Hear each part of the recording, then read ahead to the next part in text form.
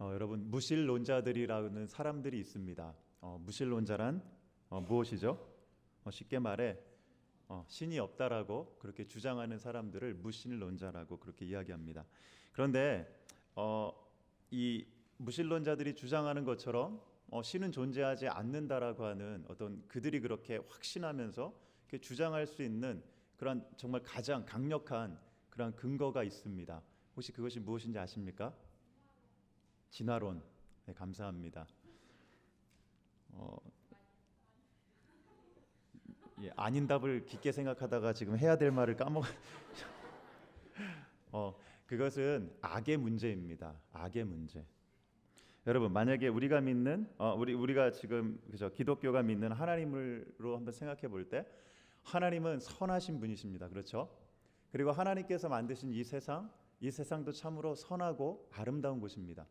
그런데 선하신 하나님께서 만드신 이렇게 아름다운 이렇게 좋은 이 세상 속에 어떻게 악이 존재하는가라고 하는 것이 바로 모순이 된다라고 하는 것입니다.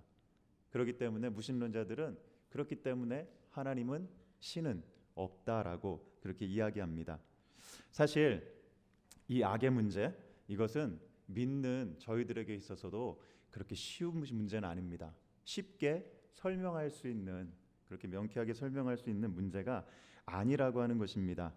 좋은 예로 영국의 앤서니 풀러라고 하는 그러한 철학자가 있습니다. 그런데 이 철학자가 한때는 열렬한 무신론자였습니다. 그런데 우주가 얼마나 복잡하고 이렇게 복잡한 우주가 결코 우연히 생겨날 수 없다라는 그러한 결론을 내리고 기독교로 개종하게 되었습니다. 그런데 또 이 사람이 기독교로 그렇게 돌아갔던 그 사람이 다시금 이신론이라고 하는 것으로 이렇게 다시 또 입장을 바꿔버렸습니다. 그 이유는 바로 악의 문제 때문이었습니다. 이신론이라고 하면 하나님께서 천지를 창조하셨습니다. 온 우주 만물을 창조하셨죠. 하지만 하나님께서 더 이상 간섭하지 않으신다. 하나님께서 이 세상을 그냥 멀찍이서만 지켜보시고 절대 이 세상 일에 관여하지 않으신다라고 이야기하는 것이 바로 이신론입니다. 바로 이 플러라고 하는 그 철학자, 그 사람이 이신론으로 돌아선 이유는 바로 이 땅에 존재하는 그 악의 문제, 그것을 풀지 못했기 때문입니다. 그렇기 때문에 쉽게 하나님이 이 세상을 창조하신 후에 이 세상을 떠나셨다. 이제 다시는 관여하지 않는다. 그렇기 때문에 이 세상에 그렇게 악이 들끓는 것이다 라고 생각했다라고 하는 것입니다. 물론 우리는 무신론도 이신론도 믿지 않습니다. 하나님은 저 태양이 존재하듯 엄연히 존재하고 계시고 여전히 우리와 함께하고 계시고 또한 이 모든 세상 만물을 다스리고 간섭하는 분임을 우리는 확실히 믿고 알기 때문입니다. 자, 이처럼 쉽게 대답하기 어려운 악의 문제. 그런데 오늘 본문이 속한 창세기라고 하는 책은 이 땅의 악이 어떻게 시작되었는가를 잘 이야기해주고 있습니다. 그런데 여기서 이해를 잘 하셔야 합니다. 성경은 왜 선하신 하나님이 다스리는 이 땅에 이 세상에 악이 존재해야만 하는가에 대해서는 그렇게 논리정연하게 우리들이 잘 이해할 수 있도록 이야기해주고 있지는 않습니다. 다만 어떻게 악이 존재하게 되었는가, 그리고 악이 존재하는 이 땅에서 우리가 어떻게 살아야 하는가에 대해서는 말씀해주고 있습니다. 창세기 3장은 인류의 역사에 있어 참으로 뼈아픈 사건이라 할 수 있는 선악과 사건을 담고 있습니다. 최초의 인간인 아담과 하와가 하나님의 명령에 불순종하여 선악을 알게 하는 나무의 열매를 먹어버렸습니다. 그 마음속에 자신이 하나님과 같은 존재가 되고 싶은 악한 욕망이 생겨나서 선악과를 따서 먹는 그러한 죄를 저지르게 된 것입니다. 즉 하나님께서 그들에게 주신 최고의 선물인 자유의지를 올바르게 사용하지 않은 것입니다. 그들의 선한 마음은 부패하였고 타락하였습니다. 변질되었습니다. 그것이 바로 악이라고 하는 것입니다. 하나님께서는 결코 악을 창조하지 않으셨습니다. 오늘 본문은 타락한 인류를 향한 하나님의 심판과 그 가운데 구원받은 노아의 이야기를 보여주고 있습니다. 세상에 죄악이 가득하게 되었습니다. 그 이유는 사람 때문입니다. 5절에는 이 죄악이 사람의 죄악이다라고 말씀하고 있습니다. 절대로 동물의 죄악이 아닙니다. 나무의 죄악도 아니고요. 이 환경의 죄악도 아닙니다. 사람의 죄악이라 이렇게 말씀하고 있습니다. 또한 6장 1절은 사람이 땅 위에 번성하기 시작한 때라는 말로 시작합니다. 그러니까 사람의 인구가 증가하면 증가할수록 이 땅에 죄악도 증가하게 되었다라고 하는 것입니다. 사람의 마음과 생각 그리고 그의 계획하는 모든 것은 악할 뿐이다라고 말씀합니다. 즉 총체적인 타락을 의미하는 것입니다. 마치 이번 세월호 사건을 통해서 대한민국 전체가 성한 것 없이 정말 총체적으로 부패하였다라는 것을 보여주었듯이 우리 인류가 하나님 보시기에 전 인격적으로 부패하였다라는 것을 말씀해주고 있습니다. 그런 인류를 보시는 하나님의 마음이 어떻다라고 말씀합니까? 6절입니다. 땅 위에 사람 지으셨음을 한탄하사 마음에 근심하시고. 여기서 한탄하다라는 말은 쉽게 말해 후회하다라고 하는 것입니다. 그렇다면 이 말이 전지전능하신 하나님께서 자신이 하신 일에 대한 결과를 예측하지 못하고 후회와 번민을 하고 계시다라고 하는 뜻으로 보아도 될까요? 결국 하나님도 우리와 같은 그러한 약점을 가진 분이라고 생각해도 괜찮은 말일까요? 아니요. 이 말은 그런 뜻은 아닙니다. 이것은 타락한 인류를 보시는 하나님의 감정을 인간이 이해할 수 있는 말로 의인화하여 표현한 것입니다. 여러분 한번 생각해 보십시오. 하나님께서 얼마나 마음이 아프셨을지 한번 잘 생각해 보십시오. 자신의 형상을 닮은 인간이 죄를 뿌리고 유통시키는 그러한 타락한 존재가 되었습니다. 그로 인해 보시기에 심히 좋았더라 하셨던 이 세상이 죄악으로 가득하게 되었음을 보시는 하나님의 마음을 우리의 언어로 표현할 수 있다면 과연 무엇이라 표현할 수 있을까요? 전도사님, 저는 하나님의 마음이 잘 안 느껴지는데요 라는 사람들도 있을지 모르겠습니다. 어찌 보면 그게 당연할 수 있습니다. 여러분 한번 상상해 보십시오. 이웃집에 사는 고등학생 하나가 막 나가는 삶을 살고 있습니다. 어른도 모르고 세상 무서운 줄도 모르고 젊은 혈기로 못된 짓 골라 하는 이웃집 아저씨의 아들을 볼 때 혹시 이 가운데 마음이 찢어지고 근심이 되고 내가 어떻게 해서든지 저놈 정말 사람 한번 만들어 봐야 되는데 라며 밤새 고민하고 슬퍼하는 사람 있습니까? 잠깐 동정은 할 수 있겠죠. 그리고 혹시라도 나한테 해코지하지 않을까라고 근심할 수는 있겠죠. 하지만 그것을 두고 그렇게 마음 아파하거나 마음이 정말 찢어지는 듯한 그런 고통을 느끼는 사람은 있지 않다라고 하는 것입니다. 하지만 그 학생의 부모님을 한번 생각해 보십시오. 얼마나 마음이 아플까요? 마음이 찢어지고 내가 정말 그때 저놈 낳지 않았더라면 하는 그러한 후회도 할 수 있을 것입니다. 달래기도 하고 때리기도 하고 매달리기도 하는 것이 바로 부모의 마음입니다. 그렇다면 온 힘과 정성을 쏟아 창조한 사람과 이 세상이 죄악으로 인해 망가졌을 때 창조주 하나님의 마음은 후회와 근심이라는 것 외에는 우리가 표현할 수 있는 것이 없다라는 것입니다. 더군다나 이 세상을 물로 심판하시기까지의 하나님의 고통이 얼마나 크셨을지 다는 알지 못한다 하더라도 우리는 감히 상상해 볼 수 있습니다. 그런데 하나님의 준엄한 심판 속에 한 사람이 등장합니다. 그것은 우리가 잘 아는 노아라는 사람입니다. 성경의 다른 이야기는 몰라도 노아의 이야기만큼은 믿지 않는 사람들조차도 잘 알고 있는 그러한 스토리입니다. 얼마 전에는 영화로도 개봉되어 많은 사람들의 관심을 받기도 하였습니다. 이렇듯 잘 알려진 노아의 이야기인데요. 그런데 이 이야기 속에서 우리가 오해하고 있는 그러한 사실이 하나 있습니다. 혹시라도 어릴 때 보았던 노아 할아버지에 대한 그림책을 기억하고 계십니까? 대개 이 책에는 노아 할아버지가 착한 사람이었기 때문에 하나님께서 그를 구원해 주신 것이라 이야기하고 있다라는 것입니다. God saved Noah because he was good.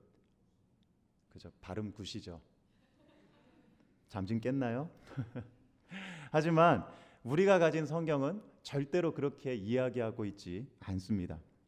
성경은 노아와 그의 가족이 구원받을 수 있었던 그 이유를 아주 간단한 말로 이야기합니다. 8절입니다.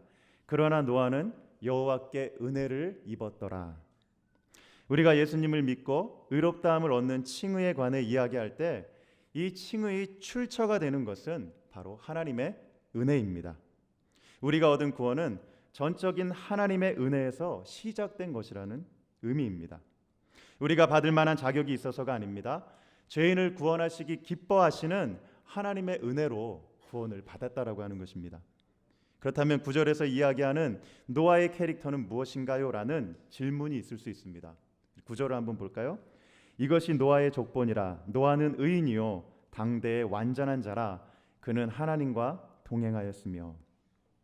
이것 때문에 노아가 하나님께 은혜를 입은 것은 아닐까요? 라고 생각할 수도 있습니다. 하지만 아닙니다.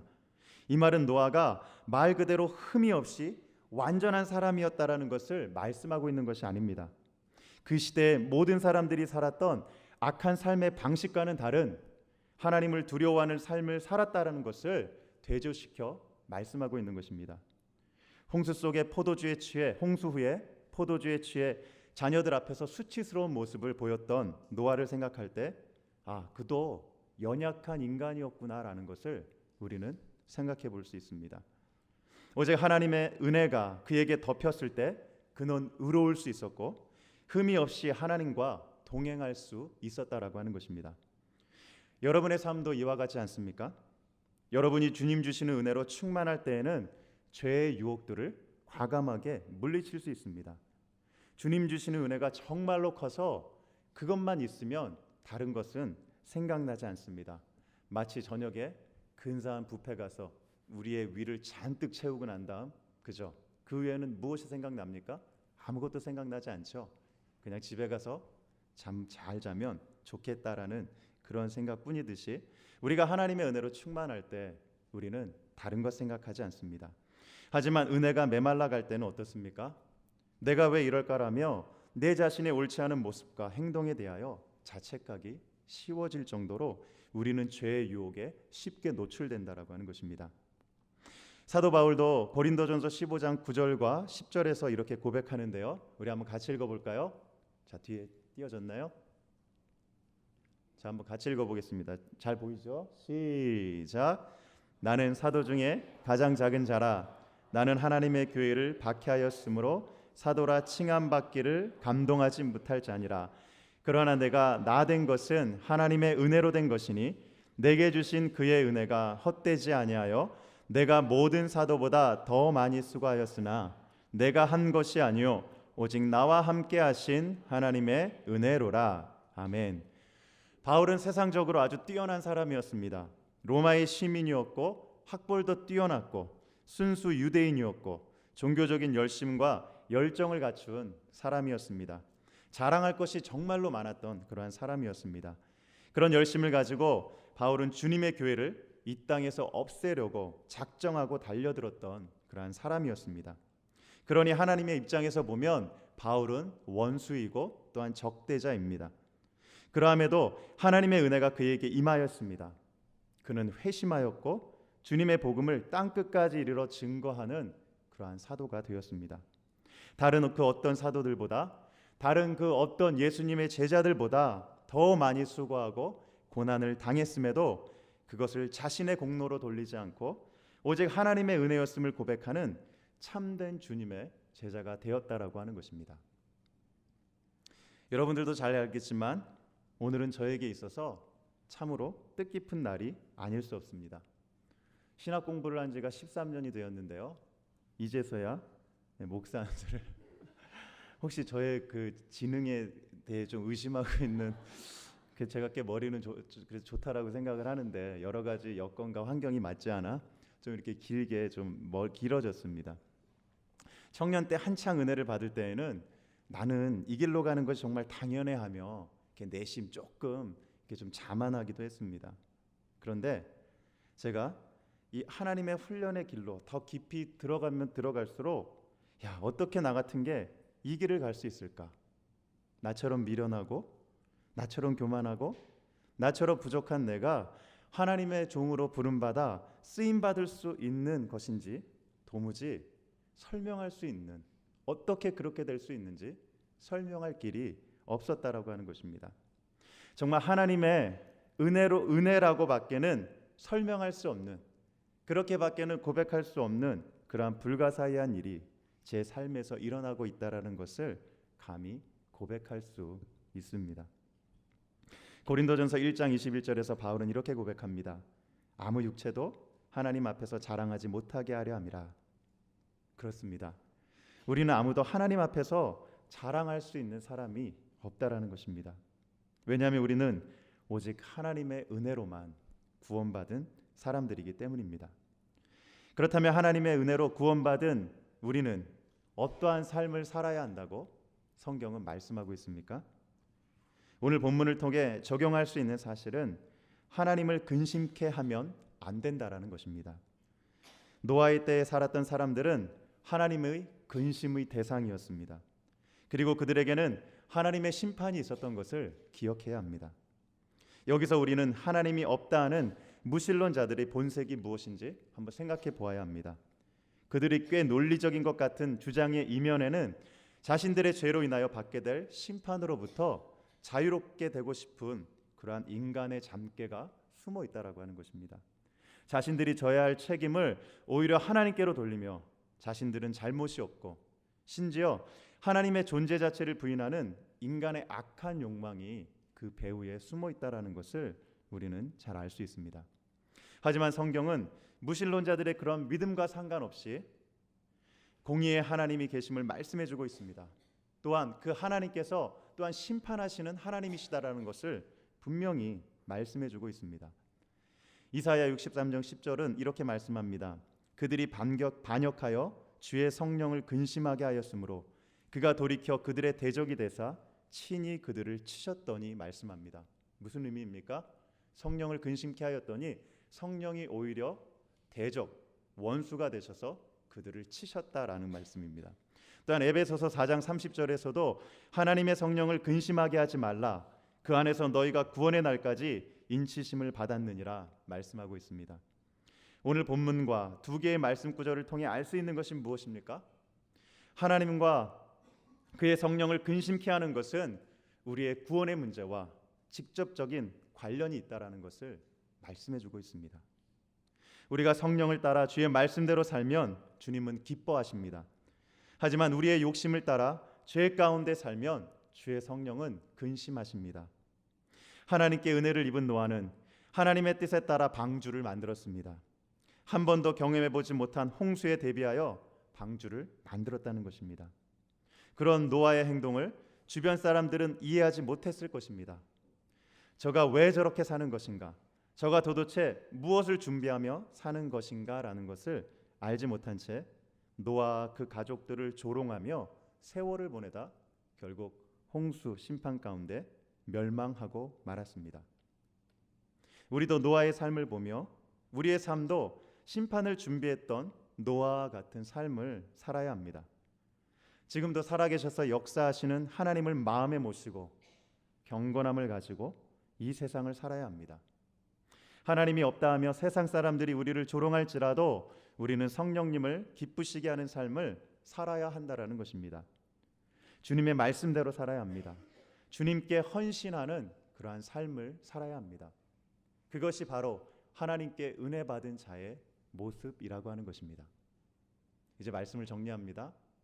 사랑하는 청년 여러분, 우리는 하나님께 무한한 은혜를 받은 사람들입니다. 하나님의 은혜가 우리를 덮고 있음을 기억해야 합니다. 그렇기에 우리의 삶에 있는 모든 연약함과 부족함과 때로는 죄로 인하여 넘어지는 우리의 그 모든 것까지도 하나님께서 아들 예수의 피로 덮어주십니다. 그분의 은혜로 덮어주신다라고 하는 사실입니다. 이러한 믿음을 가지고 담대하게 살아가는 우리 청년들 되기를 바랍니다. 또한 우리가 기억해야 할 것이 무엇입니까? 은혜 받은 사람은 결코 죄 가운데 거하지 않는 사람입니다. 주의 성령을 따라 사는 삶을 살아야 합니다. 보통 이것을 대개는 성화의 삶이라고 이야기합니다. 자, 성화란 무엇인가? 이야기하려면 또다시 몇십 분을 여기서 연장해야 합니다. 그래서 우리가 그러한 안타까움을 다음 주로 미루겠습니다. 다음 주에는 우리 노 목사님께서 성화란 무엇인가라는 제목으로 6월 한 달간 여러분들의 마음을 뜨겁게 해주실 것입니다. 여러분들, 하나님께서 주신 은혜를 기억하고 이 땅에서 우리가 하나님 없는 것 같은 그러한 삶을 사는 것이 아니라 언제나 내 마음속에 내 삶에 함께 하시는 그 하나님을 모시고 사는 우리 정말 축복받은 우리 모든 새벽이슬 청년들 되기를 주님의 이름으로 다시 한번 축복합니다. 제가 기도하겠습니다. 참 좋으신 하나님, 감사합니다. 아버지, 저희들이 무엇이간데 하나님 저희들에게 깊은 은혜 주셔서 저희가 아들 예수 그리스도를 통하여 아버지 구원의 길로 들어서게 하시니 정말 감사합니다. 하나님, 그러함에도 저희들의 삶이 하나님 은혜 받은 자의 삶이 아니라 하나님 마치 하나님이 없다 하는 그러한 세상 사람들의 삶과 같지 않도록 하나님 도와주시고, 하나님 늘 주님께서 주의 성령님 통하여서 인도하시는 하나님 그러한 귀하고 복된 삶을 살기에 조금도 부족함이 없는 주님의 귀한 청년들 될 수 있도록 하나님 도와주시옵소서. 저희들이 평생의 삶 가운데 언제나 주의 은혜가 저희들의 삶을 떠나지 아니하고 언제나 저희들의 삶을 덮어주시며 하나님 늘 주님의 은혜로 나의 나됨을 고백하는 우리 모두 될 수 있도록 은혜 내려 주시옵소서. 감사합니다. 이 모든 말씀 걸어가신 예수 그리스도의 이름으로 기도드립니다.